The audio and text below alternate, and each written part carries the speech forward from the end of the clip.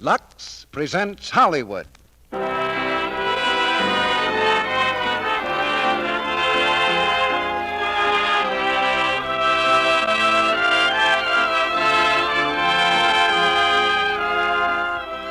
Lux Radio Theater brings you Jean Arthur and Fred McMurray with Beulah Bondi in Remember the Night, and as special guests, Bob Hope and Rita Hayworth. Ladies and gentlemen, your producer, Mr. Cecil B. DeMille.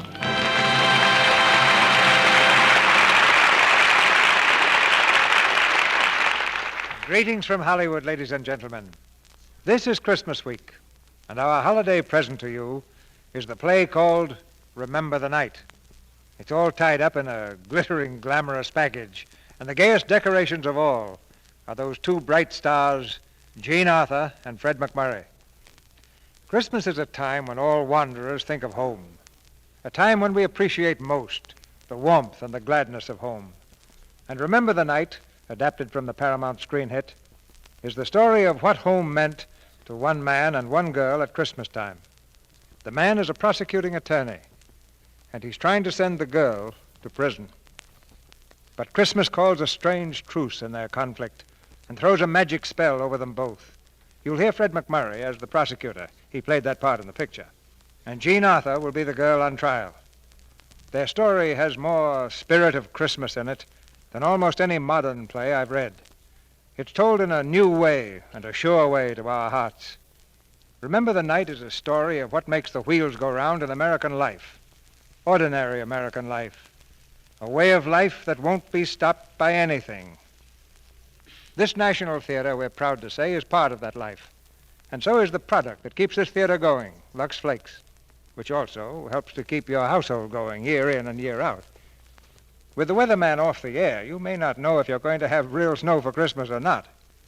But you can outdo the weatherman by whipping up an indoor blizzard for your Christmas tree with these speedy little flakes. Anyway, winter or summer, you'll find Lux Flakes breaking the speed limit to make the American way of life a little smoother. Now the spotlight turns to the center of the stage as the curtain goes up for the first act of Remember the Night, starring Jean Arthur as Lee Leander and Fred McMurray as Jack Sargent, with Beulah Bondi as Jack's mother. A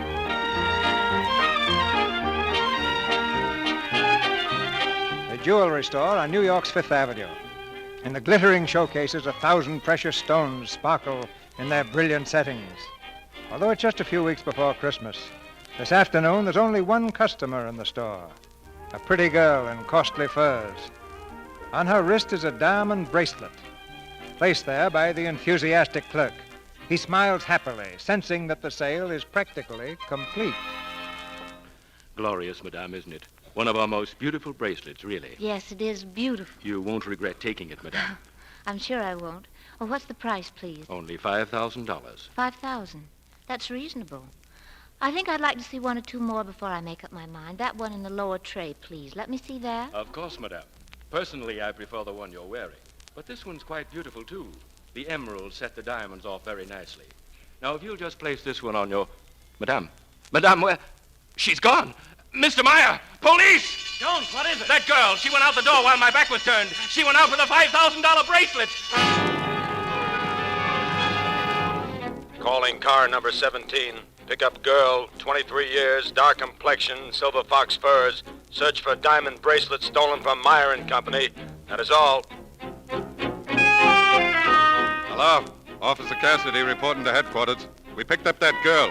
Yeah, caught her cold with the goods in a hawk shop over on 3rd Avenue. I'll bring her in now.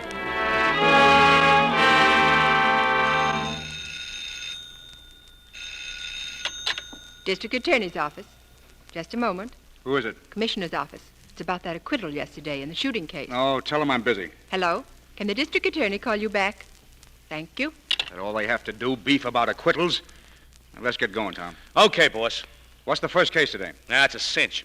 Dame by the name of Lee Leander cops a bracelet out of Meyer and Company and hawks it on 3rd Avenue, open and shut. First offense? Nah, she's got a record. This is a third offense. Oh, that's good, that's good. First offender at Christmas time is tougher than tiger meat. Let's look at that chart. Conviction's only 78%, as against 82% last year. Hey, boss, can I handle this case? I'll get you conviction. Nothing doing, Tom. Your face isn't right to prosecute a woman. We'll get Sergeant on this one. Sergeant? What's his face got that mine hasn't got? Oh, whatever it is, he never lost a case for me yet. Yeah, but he's gone home for Christmas.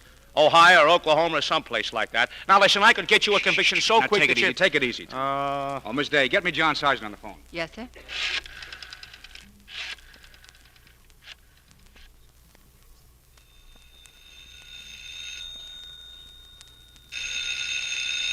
Mr. Sergeant! Mr. Sergeant! The telephone's ringing. Well, answer it, will you? I'm trying to get packed up in here. Okay, I'll answer. Hello? Hey, wait a minute, Rufus. Listen. Huh? If that's the office, tell him I've already left, huh? Oh, okay. Hello? Yowza. Yowza. Well, if this is the office, he's already left. Oh, you blockhead. Give me that phone. Well, I only said what you told me. Shut up. Good morning. Who all wants to speak to Master Sergeant, please? Oh, hello, Sergeant. Who do you think you're kidding? All right, never mind. Who is this? This is your boss. It's a good thing you didn't take up acting for a living. Yeah? Well, what do you want? We got a case to try this morning. I'll see you at the office in 15 minutes. Now, wait a minute. I'm supposed to be going home for Christmas. Oh, sure. You can leave this afternoon. Yeah, but I got 730 miles to drive. You told me I could... Look, Jack, don't argue. It's a female case, and I need you. Now, come on. Oh, I was afraid of this. Who's defending? Oh, Larry? That windbag? He'll give us the Gettysburg Address, the Declaration of Independence. Oh, no, he won't. I'll have Tom meet you in court, and you'll be out of there by noon. I'll get right down here. Goodbye. But listen, boss. Hello. Hello. Oh, Leary. He'll talk all day long. When you leaving, Mr. Sergeant? Shut up. Yes, sir.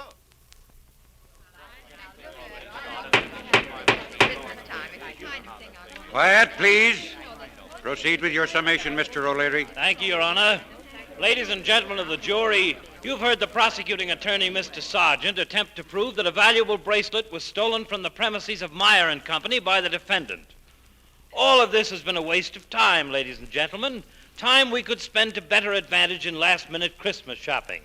I know that's what I'd like to be doing. May it please the court, we object, Your Honor. The jury's Christmas shopping has nothing to do with the case. Objection sustained. I withdraw the illusion, Your Honor.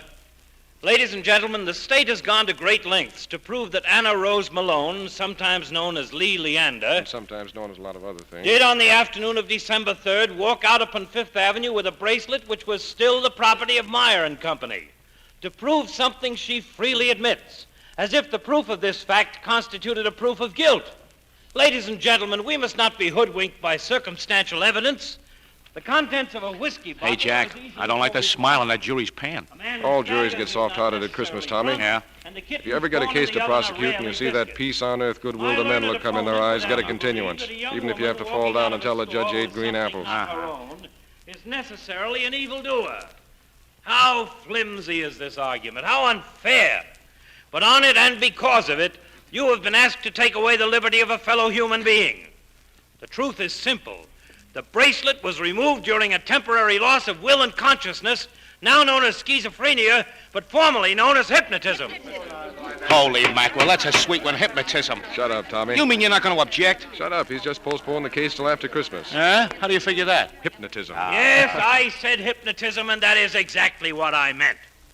Ladies and gentlemen of the jury, this girl, this poor, unfortunate creature, went into that jewelry store not to buy, not to steal, but only to look. A salesman showed her the bracelet, begged her to examine it under a more powerful light, and then excused himself. The young girl stares at the bracelet. Closer, closer. The great central stone flashes blindingly in her eyes. Blue, green, purple, orange. Suddenly the colors are gone. Everything is dark. A breath of cold air brings her to her senses. But what's this? Where is the jewelry store? What is she doing on Fifth Avenue, blocks away from Meyer and Company? She doesn't know.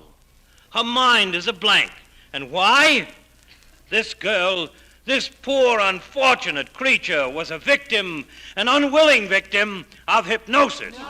Your Honor, the defense rests. All right now, Tommy. Watch. Your Honor. Yes? Your Honor, the hypothesis of hypnotism is a very interesting one. But unfortunately, I am no Svengali. Nor are you, ladies and gentlemen of the jury. The people of the state of New York will require the expert testimony of Dr. Kindness, the psychiatrist. For this purpose, the people request that a continuance be granted till after the Christmas holiday. We object, Your Honor. The defense is already summed up. Objection overruled. The defendant will remain in custody, subject to giving a $5,000 bond. And all jurors, parties, and witnesses are instructed to return to the court January 2nd. Court adjourned, and a very Merry Christmas to you all. Thank you very much. That was very Just a minute, Sergeant. That was a dirty trick you played on me. It means another day in court, and I don't get paid for the state. I have to earn my money. No more sense of humor than a gravestone. Well, Merry Christmas, Francis. Now, take it easy, Miss Let me go. I want to speak to my lawyer. Mr. O'Leary, this guard says I have to have a bond to stay in jail. That's right. Is it right? You ought to know, Mr. District Attorney. I'm afraid it is. Well, how can I get a bond? I haven't got any more money. I don't want to spend Christmas in jail. Please don't let him do that. What do you mean you haven't got any more money? What have I been talking for, to hear my own voice? If you hadn't talked so much, I'd be out of here right now. Hypnotism. That gag so old it's got whiskers. Oh, please, don't let him keep me here over Christmas. What's the difference? What could you do if you haven't got any money? I could walk around, couldn't I? Come on, miss. It ain't as bad as you think. You get a nice little room, a nice turkey dinner on Christmas, all the trimmings. Never mind the build-up. Let's go. I hope you have a Merry Christmas, Mr. Sergeant. Hey, she's kind of short, you, Jack. Yeah. Say, Tom, on your way out, send Fat Mike in here, will you? Fat Mike, the bondsman? If you know any other Fat Mikes, you can send them, too. Okay.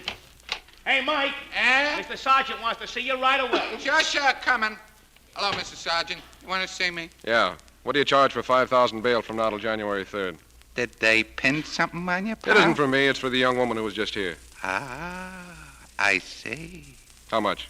For a friend of yours, nothing. Not a red Samelka. I didn't ask you for any favors. Favors? It's a privilege. You still living at the same place? Yeah. Why? How soon you want her out? Right away. Okay, she's out. Thanks. So long.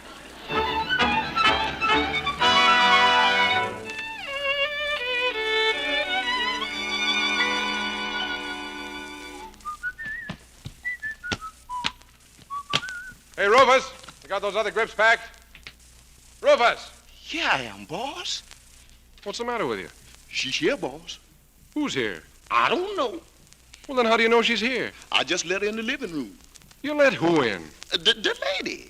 What lady? I told you I wasn't home to anyone. Yes, sir. I told him that.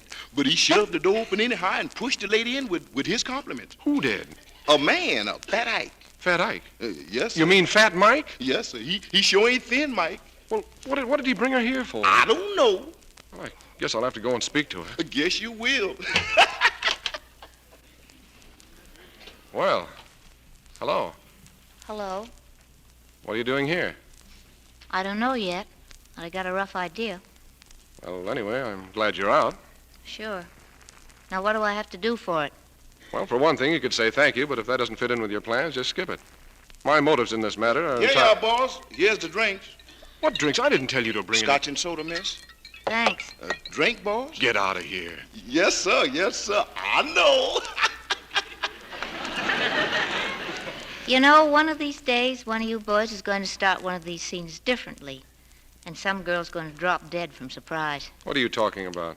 I suppose you do this with all the lady prisoners? Oh, yes. My life is just one long round of whoopee. You're in a good spot for it. Wonderful. I have only to wave a finger and I can satisfy my slightest whim. And I suppose if anybody says no, you put them right back in the cooler. Sure. Now, look. When court reconvenes, I'm going to try to put you in jail for a good long time. That's my business. But you haven't been convicted yet, so I don't see why you shouldn't enjoy Christmas like the rest of us. That's why I told Mike to get you out. And bring me up here. I did not tell him to bring you up here. Then why did that gorilla bring me up here? Because he's got a mind like a sewer. You mean I don't have to stay here if I don't want to? You most certainly do not. Then I'll stay. I just don't want to be forced. Now, wait a minute. You know, there's nothing as dangerous as a square shooter.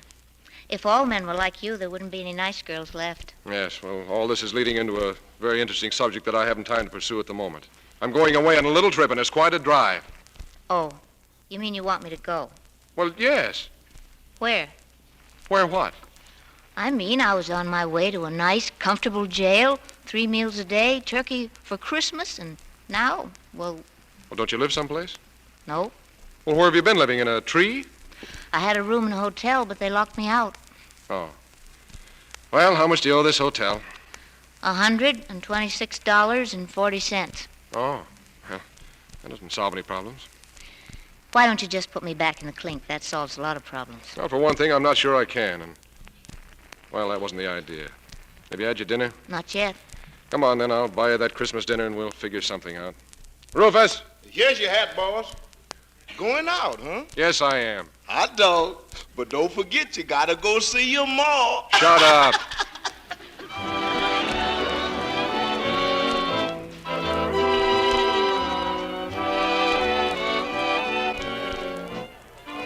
was thinking I might lend you my apartment while I'm away.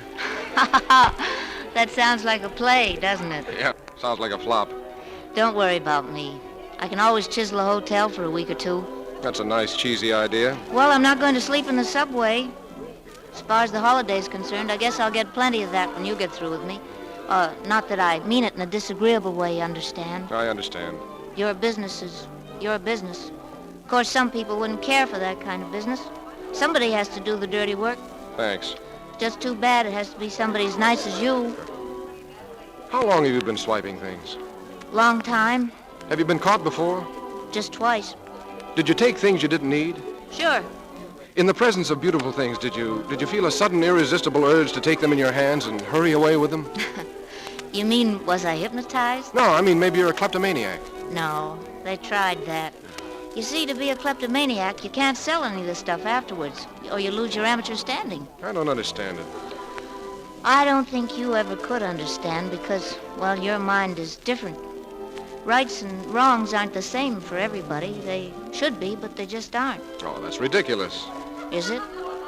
Try it like this. Suppose you were starving to death. Yes? And you didn't have any food and you didn't have any money. Yeah. And there was some loaves of bread out in front of a market, and the man's back was turned. Would you swipe one? You bet I would. Well, that's because you're honest. You see, I'd have a 6-course dinner at the restaurant across the street. Then I'd say I'd forgotten my purse. You get the difference? Yeah. I think your way is smarter. Oh, sure. Sure, we're smart. We're very smart. Well, if we're all finished. Waiter, check, please. Right away, sir. Well, Miss Leander, I've got a couple of bucks extra I don't need, enough for a room anyway, and a couple of breakfasts. Thanks. Thanks a lot. Your check, sir. Oh. Here you are. Oh, will you ask the band to play my Indiana home? Yes, sir. Why do you want him to play that? Because that's where I'm going. No. Are you a Hoosier? Yeah, Wabash, Indiana. That is a farm just outside of Wabash. Wabash, Indiana. No wonder I liked you. I'm from Eltonville. No. Why, that's only about 50 miles Yes, from... sir. Well, I'll be darned, and we had to come here and meet like this. Funny, isn't it? So you're going back home, huh? Yeah. Yeah, I go home every Christmas. You do, huh? Gee, that's great. My mother still runs a farm. She does all right, too. Raises partridge, Wyandottes, Poland, China. Oh, we never had anything that swell. We never did either till lately. How long since you've been home? Never. Why? I ran away. Oh. Well, I don't know what the circumstances were, of course. Not so hot. Well, time takes care of those things. Did they write to you? I got a letter from my mother when my father died. Oh, your mother's alive then. I hope so. That song, it's awful pretty, isn't it? Kind of does things to you. Say, look, how would you like to go home for Christmas? What? I mean it. I could drop you off at your place and pick you up on my way back. Home? Oh, gee, I don't know. Come on, it'll do you good. What do you say? Well, all right. Unless, aren't you afraid? Afraid of what? How it might look. Rising young district attorney and me. I didn't think of it. Say, you never think of anything wrong, do you? That's what makes you such a swell guy.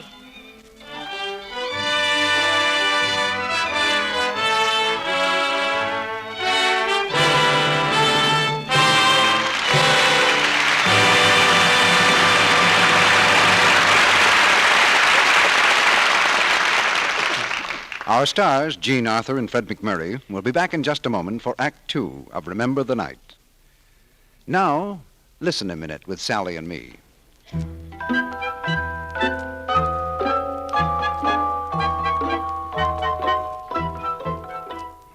Do you remember how, to the strains of that well-loved music, familiar things came alive on Christmas Eve? How the wooden soldiers marched in the toy shop, the sugar plum fairy danced? If things only could come alive at Christmas time, it might solve a lot of problems.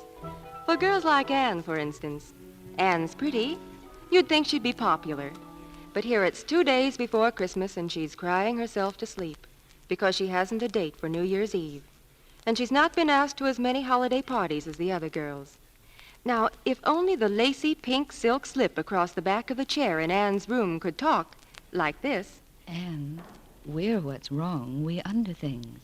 People notice if we're not always fresh and dainty. You mustn't take chances. We need to be luxed every night.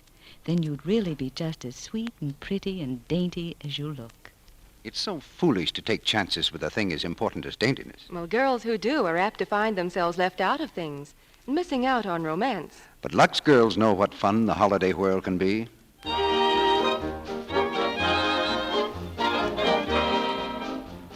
You're wonderful. Where have you been all my life? Same old line, but isn't it fun to hear it? Lux girls do. And it's easy to be a Lux girl, easy to avoid offending, by luxing under things every night. Dresses, blouses, and sweaters often. New Quick Lux gives you suds so fast, rich, gentle suds that just float away perspiration, yet keep fabrics and colors new-looking longer. Lux is safe for anything safe in water alone. And it's so thrifty. A little goes so far. Get the generous big box of New Quick Lux first thing tomorrow morning. It comes in the same familiar package. It costs you no more. And one big box of Lux Flakes will do under things every night for weeks and weeks. Now, our producer, Mr. DeMille. Act 2 of Remember the Night, starring Jean Arthur as Lee Leander and Fred McMurray as Jack Sargent, with Beulah Bundy as Jack's mother.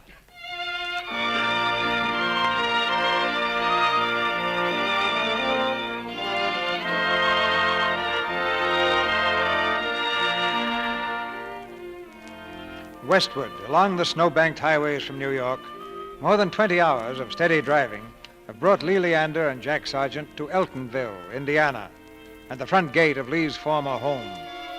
A bright moon softens the outline of the ramshackle house that stands cold and dark on the outskirts of town. From within the house comes the warning wail of a dog as Jack swings the car up to the sagging front porch. This is it, huh? Yeah. Well, all out, end of the line. Oh, please, let's wait till... Yeah, my mother might not even live here anymore. Come on, now, don't be so nervous. Well, will you go in with me? Sure, I'll go in with you. Come on, I've got your bag. You see that tree? Yeah? I fell out of it when I was 12. See, from that branch right up there. Landed on my head, too. That's a better gag than hypnotism. Your lawyer should have used that. Come on, now, smile. Here we are. Gee, I didn't mean to knock so loud. Oh, that sounds like Mickey barking. Oh, no, but it couldn't be. Here's somebody coming. Yeah. Now, look, I'll pick you up on New Year's Day in the afternoon. Don't forget. No. Gee, you've been sweet. Will you shut up? Yes? Oh, I'm terribly sorry. Doesn't Mrs. Malone live here? Oh, I guess you want my wife. Oh, I didn't know. Who is it, Henry? Somebody want me? Mama. Hello, Mama. Merry Christmas. Well, don't you know me? Come in. This is Mr. Sergeant, how do you do? Sit down. Oh, you're looking fine, Mama.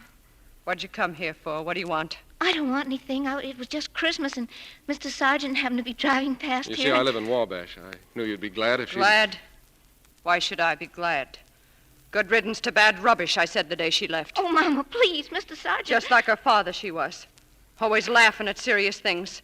Never doing what she's told till she winds up stealing. Stealing my mission money. Money I'd put by with the sweat of my brow, that's what. I didn't steal it. I told you 1,000 times I only borrowed it. I was going to pay you back. But you didn't pay me back, did you? And you never paid me back. How could I after you called me a thief in front of the whole town? Nobody'd give me a job. And you left here. The great lady. We weren't good enough for you. A decent home, a hard-working mother, and a crook for a daughter. Oh, Mom. Look, Lee, I don't want to tear you away, but we still have 50 miles to go. Oh. Are you ready? Oh, yes. It's been very interesting to meet you, Mrs. The name doesn't concern you. It most certainly does not. Come on, kid.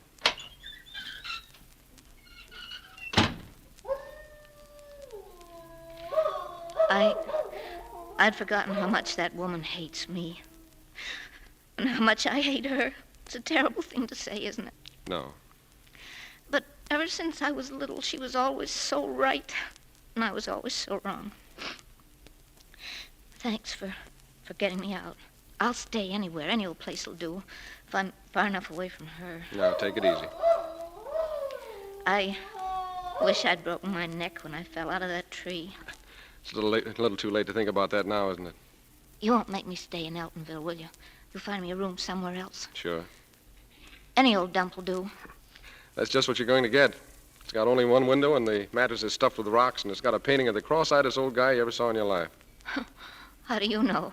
How do I know what? That my grandfather was cross-eyed? You mean you're taking me home with you? Why not? Oh. Oh, now, for God's sake, come on, stop it. Stop it.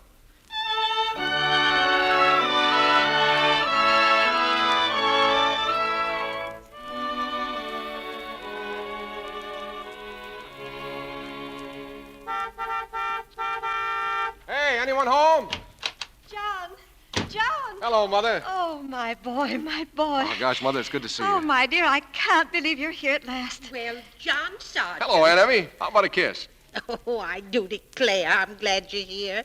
If only to stop your mother from taking leave of her senses. Boy, I'll say, hello, John. Welcome home. Hiya, Willie. The girl still chasing you? What made you so late, dear? We thought you'd be here by 6 at least. Hey, who's that in the front seat, John? Oh, I'm sorry. Mother, this is Miss Lee Leander. She's come to spend Christmas with us. How do you do? Well, how nice. I'm glad to know you, my dear. And this is my Aunt Emmy. She knows more about flannel cakes than the guy who invented them. Hello. I'm right pleased to meet you, Miss Leander. And this is Willie Sims, our hired boy. He's crazy about the girls, and the girls are... Well, this is Willie Sims. I'm pleased to meet you. Hello. I hope I won't be too much trouble, Mrs. Sargent. Trouble? Why, bless your child. It's a joy to have you here. No trouble at all. Sure ain't. Not a speck. Come along, child. You must be near freezing to death, and here we are, cackling like... Emmy. Huh? Did you leave those cookies in the oven? Oh, jeepers creepers. Come along now, everyone. This way, Miss Leander. Thanks. Oh, boy, John. What? Ain't she a pizzerino? Who? Oh. Hot dog. Come on, grab a grip, Willie. I want to thaw out in a hurry.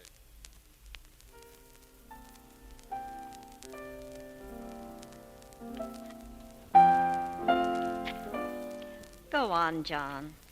Don't stop. Play that other piece you used to do so good. No, I can't remember it, Mother. Oh, well, try, dear. Don't you think he plays nice, Miss Leander? You don't have to answer that. I had $14 worth of piano lessons one time, and they've never forgotten it. Willie, hand me that popcorn. We gotta have it all strung for the tree tomorrow night. Here you are. Here, you can help me. You ain't done a thing all evening. Didn't I help Miss Leander with the dinner dishes? Should have done those yourself, Willie. Miss Leander's a guest. Oh, I like doing them, Mrs. Sargent. I've lived in hotels and places so long I haven't been around a house as much as I'd like. Your folks dead? Willie, be quiet. Oh, I don't mind. My father's dead. My mother's remarried. Well, that's too bad, dear. I always say it's so hard on the children. It just isn't the same with a new parent. John, just one more piece. No, that's all till next year, Aunt Emmy. Oh, dear. I'll play a piece if you want. Well, that'd be fine. Can you play? Well, I used to play a little. What would you all like? It doesn't make any difference. I can sing Silent Night. Now, Willie. Well, I can. Silent Night. I think I remember it. Well, let's all sing it. Go ahead, Miss Leander.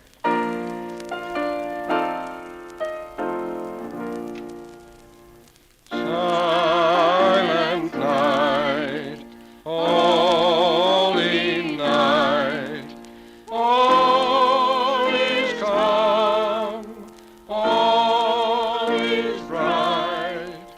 Crowned young virgin mother and child, holy infant so tender and mild, sleep in heavenly peace, sleep in heavenly.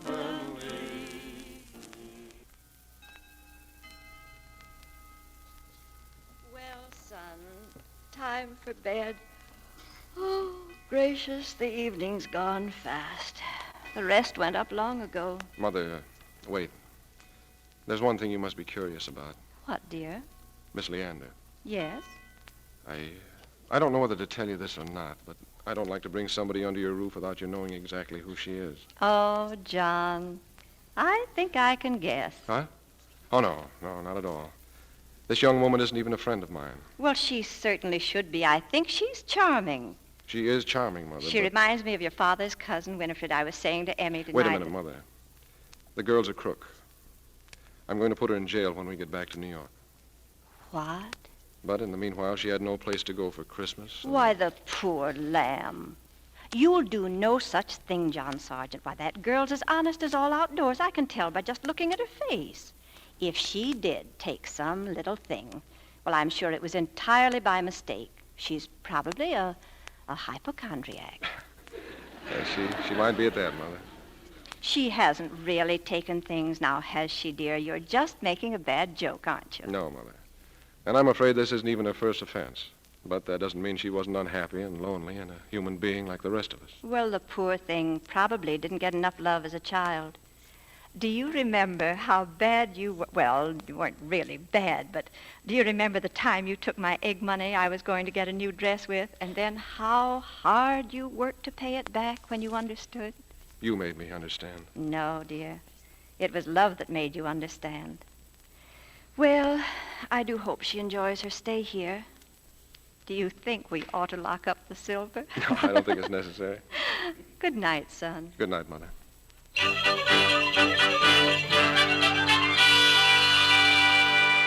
Oh, look at all them presents yonder. Beautifully. Look at this basket. And, my dear, I've never seen so many presents in all my life. Here's another one for you, Mother. For me? We always open our presents on Christmas Eve, Miss Leander, ever since John grew up. Oh, John, another bottle of perfume. Ecstasy, too. Well, I haven't even started on that bottle of ecstasy you gave me last year. Lucy. What? Oh. Well, gee, we've got all our stuff open, and, well, I'm sorry about the present situation, Miss Leander. If we'd only known sooner. Well, John, there's some presents for Miss Leander over there on the sofa. Huh? Of course, Jack. You must have forgotten. Oh, well, I guess you can always trust Santa Claus. 3 packages, Miss Leander. Merry Christmas. Oh, no. Oh, you shouldn't have gone to all that trouble. Open them up now, dear. Oh, what a lovely pincushion. Oh, it's so pretty. Nothing at all, just scraps and things I've been collecting for years. Here's the next one. A very Merry Christmas to Miss Leander from Jack's Aunt Emma. Well. Stockings. Oh, thank you so much. Bed socks. Not so fancy, but wonderful on a cold night for a spinster lady. Oh, it's awfully sweet of you all. Here's another, Miss Leander. Not really. Yeah, who's that from, Willie? It's from you, you big dunce. From Can't me? you remember anything? Well, but I didn't- Gracious sakes, Jack. Keep quiet. Perfume. Oh, thank you. Oh, it's nothing. Just a bottle of perfume. And ecstasy, too. Yeah, that's right.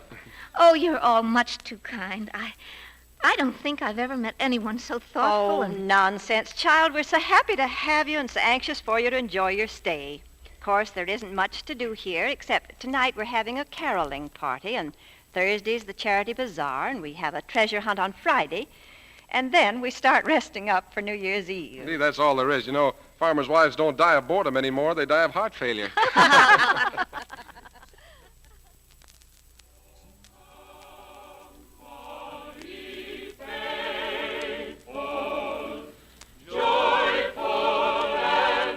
Emmy, I do declare this is the best caroling we've ever had. Yes. They look nice together, don't they? Who? Jack and Miss Leander. Like they was made for each other. Now, if you're hinting that John's in love with her, well, he isn't, Emmy. Fiddlesticks, Lucy. Fiddlesticks. She's in love with him, too. I tell you they're not. You don't know anything about these things, Emmy. They're not in love. They just can't be.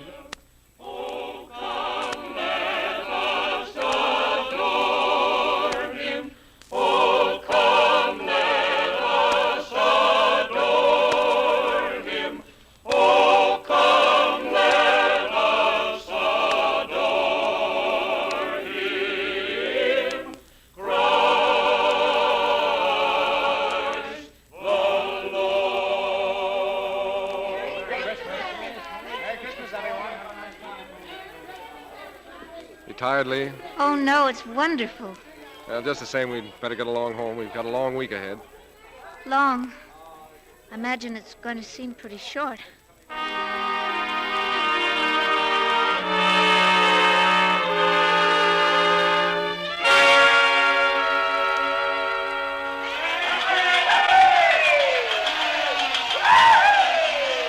Don't go away, folks. Stay right in the hall.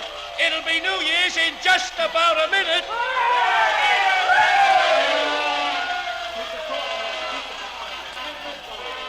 It's almost over, isn't it? Yeah, it's almost over. Second will be one day nearer. The second? Oh, you mean that second? When my case comes up again. Yeah, I hadn't thought of it. I have. But you've all been so sweet. No matter what happens after we get back, it won't matter so much. I'll have some wonderful memories. So will I.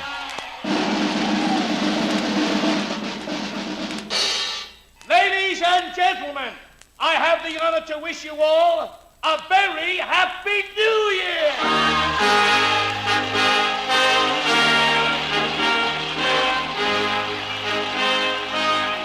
Happy New Year, Lee.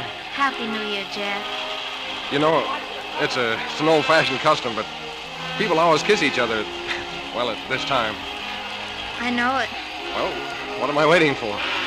I don't know. Why are you?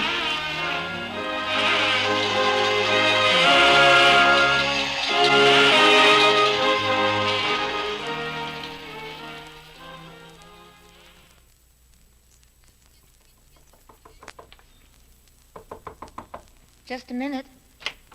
Oh, Mrs. Sargent. I'm sorry to disturb you, Miss Leander, but you'll be in such a rush in the morning. Oh, you're not disturbing me. Come in. Thank you. First of all, I want you to know how glad we are to have had you here and how much I hope you've enjoyed your stay. Oh, you'll never know how much. And then, well, I want you to know how sorry I am you're in trouble and how much I hope it'll all come out all right. Oh, I didn't know you knew about that. Oh, you poor child.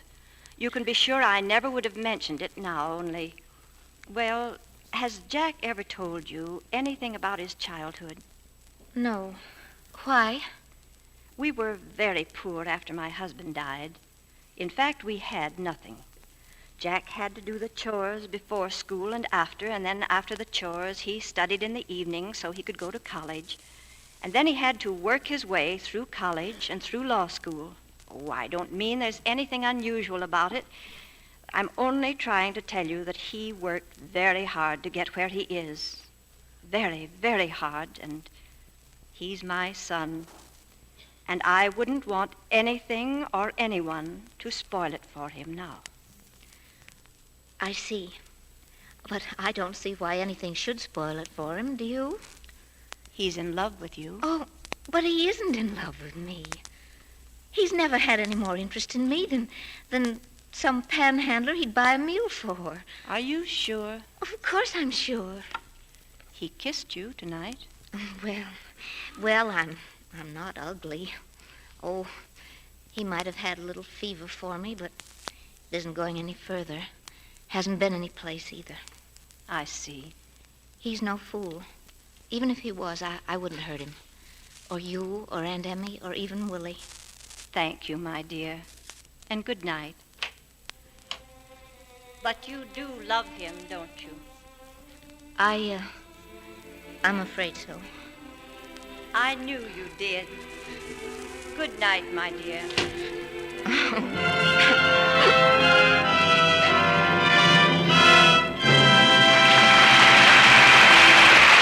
We pause now for station identification. This is the Columbia Broadcasting System.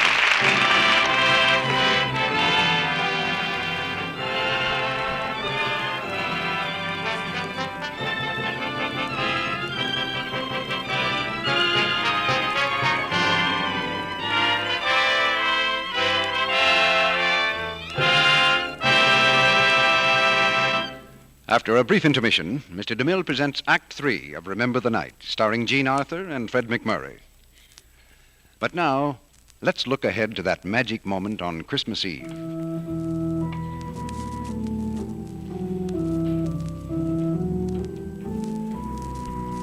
when the Christmas tree stands fragrant in the corner. The star gleams at the top and... Now, John, let's turn on the tree lights. Oh, Mommy, it's beautiful, beautiful. Just like a tree in the fairy story, covered with snow that doesn't ever melt. Yes, a fairy tale tree with frosty snow on its branches. Snow that will stay white and lovely right in your living room for the whole holiday season. Because it's made from the same pure white Lux Flakes that you use for washing all your pretty things. It's so easy to make this Lux Snow. Here's what you do. Empty a large box of Lux Flakes into a big bowl. Gradually add to it 2 cups of warm water, beating the mixture with an egg beater until it looks like rich whipped cream. Then you pick it right up in your hands and spread it along the branches with your fingers, so it looks just like real snow. If you like, you can sprinkle some shiny artificial snow on top of the Lux Snow while it's still damp, so it will catch the light. We put some of the Lux Snow on the reeds in our windows, too. And I made a stunning centerpiece for our table. Pine branches covered with Lux Snow in a low vase and hung with tiny ornaments we hadn't used on the tree. It makes our dining room look so Christmassy. Oh, Mommy, let's put some snow branches on the table in the front hall. I think that would be lovely. Particularly lovely if they're in front of a mirror so you can see their reflection, too. Now remember, to make Lux Snow for your tree or table decorations, use 2 cups of warm water to each large box of Lux Flakes. Beat the mixture with an egg beater until it looks like thick whipped cream. Then spread it with your fingers along the branches. Be sure to get the large-size box of Lux Flakes and ask your dealer for printed directions for making Lux Snow.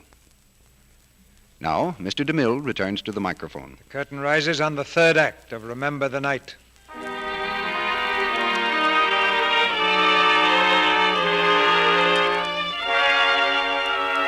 The holidays are over, and Jack Sargent is taking Lee back to New York to stand trial for robbery. The road takes them across the border into Canada, and there Jack brings the car to a sudden stop. What's the idea of stopping? Lee, do you know where we are? Of course, we're in Canada. No, you don't get it. Look, this is Canada. Over there's the United States. Stay here. Don't go back. Stop talking nonsense. It isn't nonsense. I'm not a policeman. I can't make you go. Is your conscience gnawing at you? What do you think it was when I got bail for you? Oh, that seems like 80 years ago. I didn't even know you were against me. Oh, I knew you were supposed to be trying to put me in jail, but you were so gentle about it. Yeah, that's part of the technique. If you don't treat a woman with kid gloves, every man on the jury wants to punch you on the nose. And you have to handle a jury with kid gloves, too, or you'll get it right in the verdict. You know, it's very hard to put a woman in jail, no matter what she's done. I'm supposed to be kind of a specialist at it. Oh, no, you're not. Sure I am. You're just trying to make me hate you, so you won't feel too bad when you give me the business, aren't you? Look, are you going to stay in Canada? A fine district attorney you are, telling me to jump bail. You know I love you, don't you? Don't say that. And you love me. No. I suppose that's why you've looked at me the way you have, and kissed me the way you did. And why your hand has always found mine, and mine has always found yours when they were anywhere near each other. Jack, don't be a fool. You've got to remember how hard you've worked to get where you are. You've got to think of the hours and the days and the years you spent getting through college. And Mother's been talking to you. Why shouldn't she? She's got everything to be proud of. And you've got to be proud and think about it, too, instead of telling people to jump bail and falling for the first pair of pretty eyes. Lee, I love you. Oh, Jack. I love you. Darling, it'll be awful hard to lose you. You know what I wish? What? I wish the case was over and you'd been acquitted. Then you shouldn't have had it postponed. Oh, that's true. If I hadn't, I'd never have met you. It's true. So the case is dismissed and you've been acquitted. Knockwood. And I pull out a marriage license. Oh, gee. And we march right into the judge's chambers and have him marry us. You know you're talking like a madman, don't you? Yeah, sure. Come on, let's go.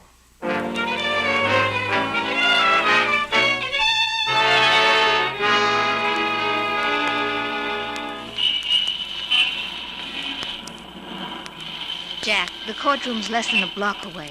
Or don't you care if the jury and the rest of them see you with me? Oh, so I'm not good enough to be seen with you, huh? You don't love me anymore. I never loved you. Aha, were you just toying with me then? Oh, shut up. You'll have to develop more courtesy and respect for your future husband, or I shall fall back on strong measures. A woman, a dog, a hickory tree, the better you beat 'em, the better they be. Oh, quit, will you? All right. I can't argue with you. Imagine being married to a man who argues for a living. But you know all this isn't right. Can't you see the papers? District attorney marries girl crook. I'd only hurt you, Jack. Yeah, but you won't be a crook. You'll be acquitted. How do you know? Well, I don't know, but I think you've got a good chance. You wouldn't do anything to make them acquit me, would you? What could I do? I don't know, but you could throw the case if you... Well, listen, you're being charged by a judge and a jury. You're being tried by a judge and a jury. They know the facts and they speak for themselves. There's nothing I can do about it. Not a thing. Well, I hope there isn't. It'd be a fine thing, wouldn't it? Now, don't worry. So long, darling. I'll see you in court.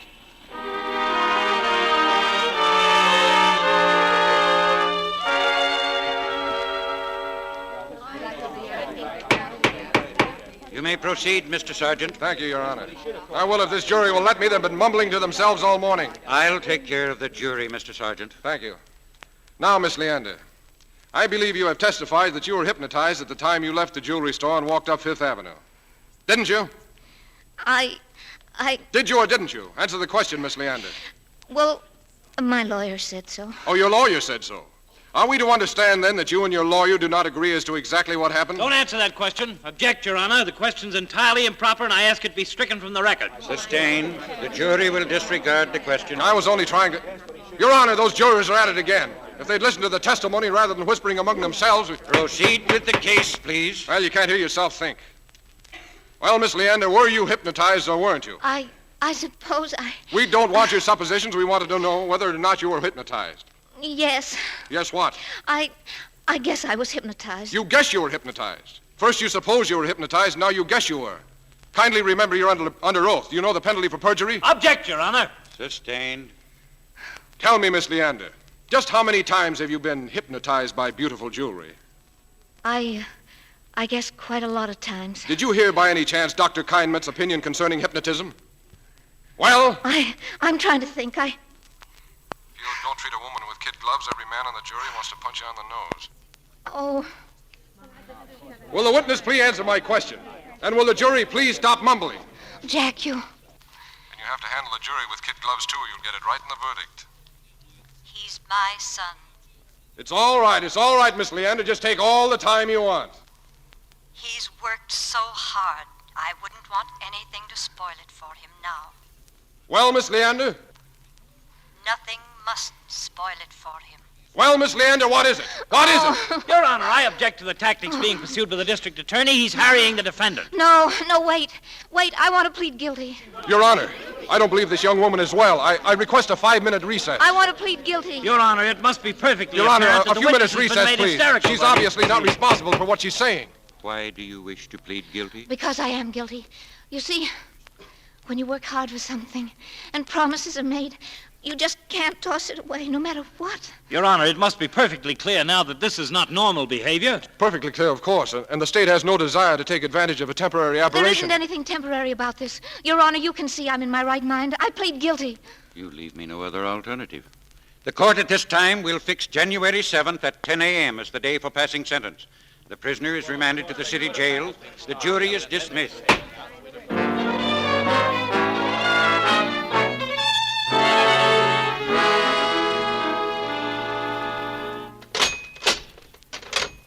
Mr. Sergeant, to see you, Miss Leander. All right. This way, Mr. Sergeant. 10 minutes. Thanks. Hello? Do you know what you've done? Yes.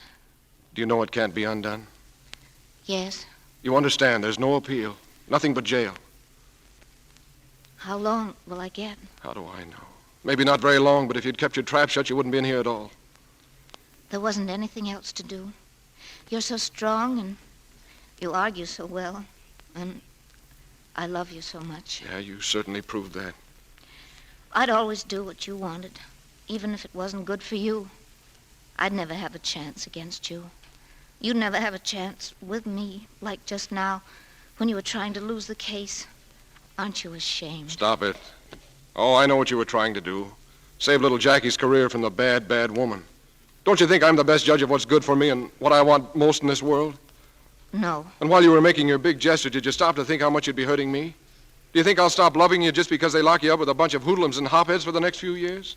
I'm not much better. Well, You were good enough for me. Will you come and see me? Come and see you.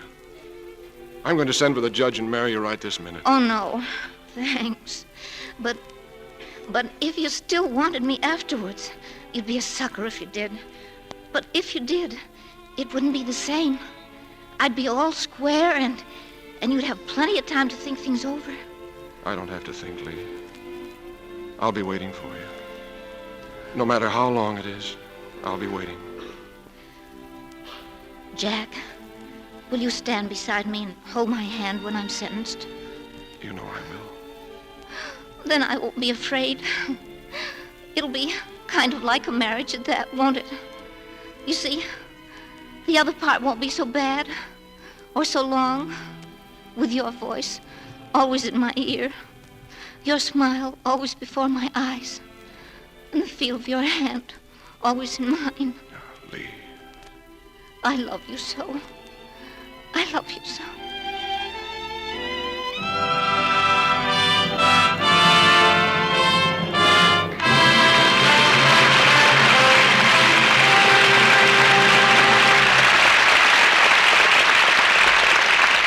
Mr. DeMille will bring our stars back to the microphone in just a moment for their curtain calls.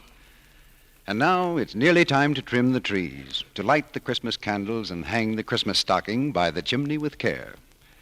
Well, here's hoping Santa tucks into them the very things that you want the most. We've learned that one of the things most of you ladies want the most to find tucked in your Christmas stocking is stockings. And if you're lucky and Christmas brings you some precious silks and nylons, you'll treasure them, I know. That means giving them the care over 90% of the makers of stockings recommend, Lux Flakes. Nightly luxing saves the elasticity that keeps filmy stockings from breaking into runs so easily. Helps them fit better, too. You know, it's downright extravagant to risk cake soap rubbing or soaps with harmful alkali. These weaken elasticity and runs pop sooner. And now, for this Christmas, lots of luck to you. And for your precious stockings, lots of Lux. Now, here's Mr. DeMille with our stars. Our stars are in the spotlight again as they take a curtain call. And those special guests we told you about, Bob Hope and Rita Hayworth, will join us in a moment. But right now, we give our best grade A salute to Jean Arthur and Fred McMurray. Thank you, Mr. DeMille. And may I be the first to wish you and your audience a Merry Christmas? I'll second that wish, C.B. The same to you. And I know I speak for our audience. There's something else that goes with this season of the year that I hope no one will forget. I mean the Red Cross. American women have always been generous with their time in helping the Red Cross, but there's a special job for the men now, C.B. That 5-letter word, money. That'll stand repeating, Fred. The Red Cross needs money.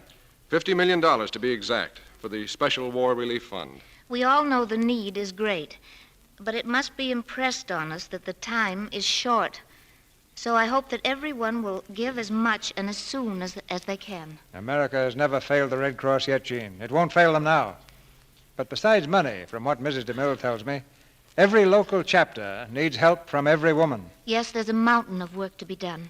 And the place to volunteer for it is at your local Red Cross headquarters. Well, I guess everybody is wondering what happened to Bob Hope and Rita Hayworth. Where are they, C.B.? Right over there, standing in the wings. Come on out, Bob and Rita.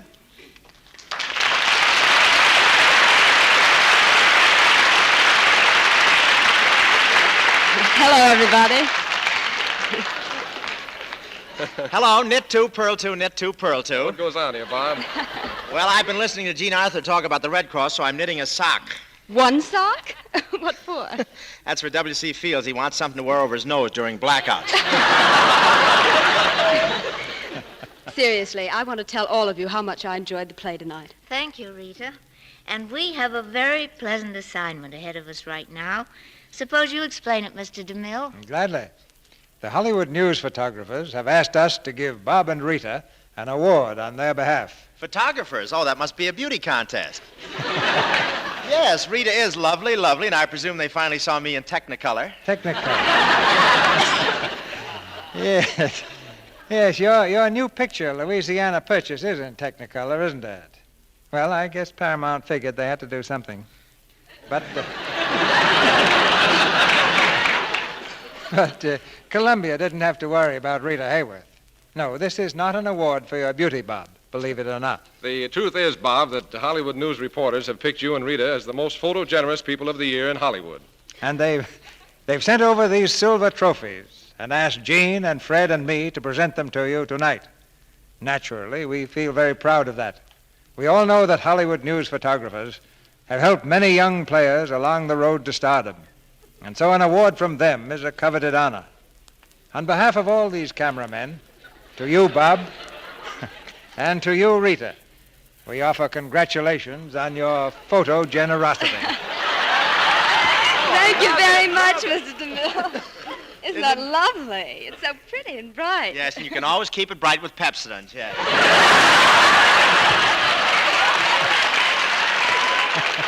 Bob, remember where you are. Okay, Rita, you can use a little Lux on it, too.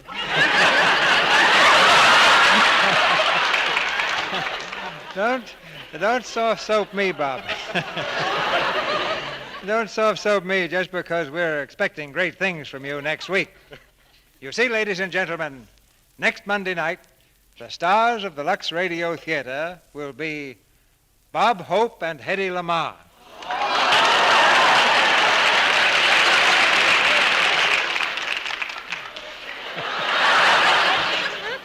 Oh, fine, Bob. What's the play? The Bride Came COD, Gene.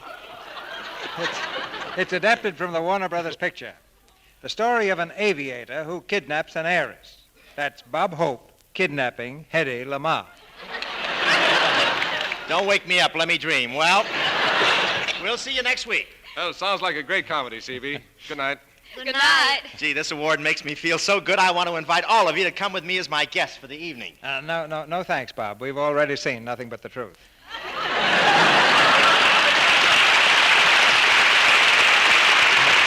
Good night. Good night. Remember, the night made this a night to remember.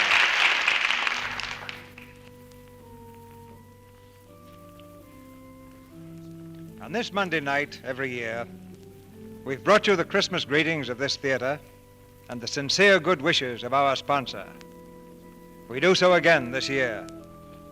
For although these are serious times, that doesn't mean that America won't celebrate Christmas. The very first meaning of this sacred season is a promise of new hope and a new day to come.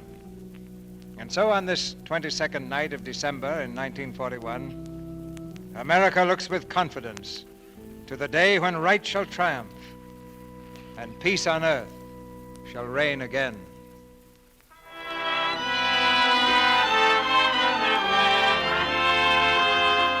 Our sponsors, the makers of Lux Flakes, join me in inviting you to be with us again next Monday night when the Lux Radio Theater presents Hedy Lamarr and Bob Hope in The Bride Came COD. This is Cecil B. DeMille saying good night to you from Hollywood.